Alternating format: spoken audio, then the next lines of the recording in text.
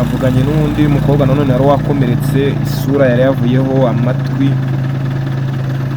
bimeze nabi cyane, turimo tumushyira mu modoka ambulance imujyana kwa muganga.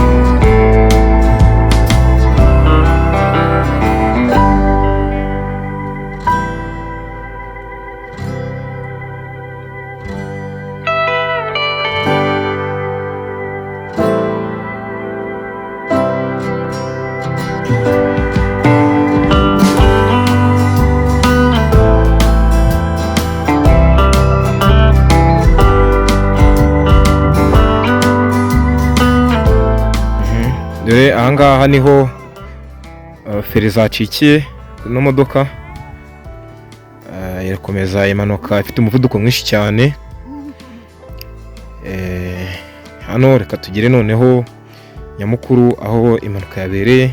Twongeye kubasuhuza abakurikiye Big Talent Media, aho duherereye ubu ngubu ku muhanda Rukore Mukoto T-City, ahabereye impanuka y'imodoka taxi voiture minibus yari itwaye abageni bagiye gusezerana kuri paruwase ya Rurindo, aho uwo mugeni yahise apfa, umukobwa yahise yitaba Imana, abandi barakomereka babajyana mu bitaro Inemba batatu.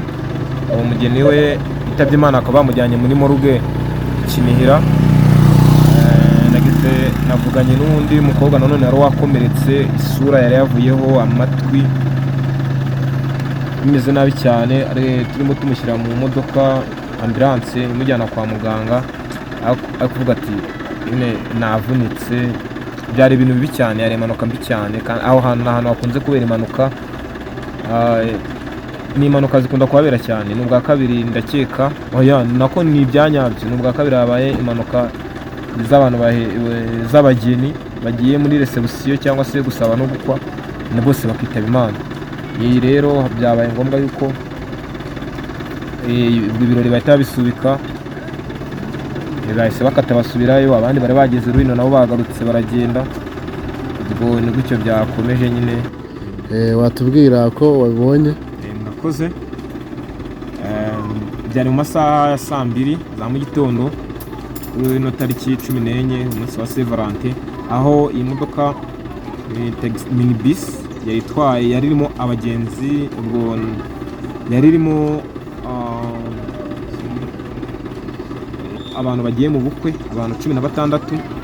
Ubwo yaje gukora impanuka rero muri uno muhanda umenyerewe yuko ari Mukoto T-City, uva Mukoto werekeza T-City, ni umuhanda wa kaburimbo urimo amakoni mabi. Rero iyo taxi yaje gukora impanuka, yarimo umugeni n'abandi bari bamuherekeje, bari bagiye kuri paruwasi ya Rulindo, aho bari bagiye mu mihango yo gusaba no gukwa. Nyuma yaho rero bari no gusezerana imbere y'Imana. Byaje rero kuba ko impanuka iba nyine birangira aho yitabye Imana. Abandi rero bo barakomereka, babajyana ku bitaro, babajyanye Nemba, ibitaro by'Inemba. Umugeni we witabye Imana we bahise bamujyana muri morgue i Kibuye. Ese ugereranyije nk'uko wabonye iyo mpanuka urabona yaba yatewe n'iki? Ni uburangare cyangwa ni ikibazo cya feri? Ntabwo ari ikibazo cy'uburangare, urabona umuhanda ni mubi cyane, ahubwo umushoferi yanagwanyije, kuko nimba feri zacikiye ruguru akamanuka agwana nayo bikarangira ari aho ngaho nyine imutuye. Uretse ko abantu bari no kuvuga yuko bishobora kwenda ari n'ibintu wenda bateze n'uwo mugeni, wenda batangiye kuvugamo ibintu by'amarozi nyine. Ubwo rero ni gutyo byagenze. Ngiye ntabwo navuga ko ari uburangare, kuko hano bisanzwe biba, ndakeka ari ubwa kabiri. Nanone ubwa mbere bwo biba nibwo n'umuhanda wari ucyuzura muri 2013 gutyo na 4, aho haguye umugeni, aho haje kugwamo, none ubu bose barapfuye. Dore ni hepfo gatoya, umukobwa n'umuhungu. Nabwo yari umukobwa gusa, nabwo barapfuye. Rero ni gutyo byagenze, ntabwo navuga ko ari uburangare. Ubona amanuka muri borodire wabonaga bimeze bite? Byari ibintu bibi cyane, kuko njye namubonye ari aho ngaho muri borodire nyine, abandi nabo barimo babakura mu modoka babaryamisha ku ruhande. We byahise birangira. Ese ubutabazi bw'ibanze bwabonekeye ku gihe? Byari bimeze bite? Ku butabazi bw'ibanze twahise duhamagara ambulanse, zaziye rimwe ari ambulanse enye, ntabwo zateze cyane, n'abashinzwe umutekano bahageze. Badufasha kubyeruganiza, bashyira mu modoka, badeplasa tubageza ku bitaro. Yego, nk'uko ubibona rero, kubona nyine ko bahise banabikurikirana kugira ngo bakure imodoka mu nzira, umuhanda ukomeza ube nyabagendwa. Yego. Kuri uyu wa gatandatu mu masaha ya mu gitondo saa 2 nibwo iyi mpanuka yabaye. Umunsi kuri Saint Valentin, bwari ubukwe bwiza cyane bwo ku munsi w'abakundanye, nuko hajemo ibyo byago. Ese imodoka yaba yagize ikihe kibazo ko wabibonye? Imodoka yacitse feri, iramanuka ica hano, ukubona hano kuri ino borodire, ukubona ukuntu hashushanyije, ukubona nyine ahantu imodoka yinjiriye muri borodire ita umuhanda, uri kuhabona, uri kubona nyine ko yakubyeho ibyuma, uri kubona ukuntu byashwanyaguritse. Niko byagenze, umushoferi yahise avamo, aramanuka nyine, arahunga nyine, uri kumva ntabwo ari kuhaguma. Yego, navuganye n'umuntu wabashije kuzimya iyo modoka, avuga yuko we yabaye ihari ari kureba. Ngiye nasanze ikimara kuba iminota nk'ibiri, ariko we twavuganye mbere yuko umushoferi yavuyemo nta kibazo, ahita amanuka arakomeza aragenda. Ese ubwo cyaba ari ikibazo cy'uburangare cyangwa ni impanuka ibashatse kuba? Ntabwo navuga ko ari ikibazo cy'uburangare, kuko ahantu n'ubundi hakunda kuba impanuka cyane, kuko urabona ni umuhanda mubi ucuramye, urimo amakoni mabi cyane. Rero ntabwo navuga ko ari uburangare, kuko n'ababibonye batubwiye yuko feri z'imodoka zari zacitse. Urangije se urebye abantu bari bayirimo ko hageze ikimara kuba, urabona ubuzima bwabo busa n'ubuhagaze gute, nubwo wenda ibyo byakwemezwa na muganga? Ngewe ko nabibonye, harimo n'undi mukobwa ukiri mutoya wakomeretse isura yose, amazuru, amatwi, yakomeretse cyane. Gusa yabashaga kuvuga, akavuga ati muri kuntoneka, ati n'akaboko kavunitse. Nyine birashoboka ko nawe yakira, ariko amahirwe ni makeya, ariko birashoboka wenda ubwo yageze mu maboko y'abaganga. Hari undi mugabo nanone nawe wakomeretse ikiganza, we ntabwo twigeze tubasha kumva avuga. Hari n'undi mumama nanone nawe wari waryamye asa nk'uwaguye muri koma, ariko abaganga bamaze kutubwira yuko iwe yakangutse.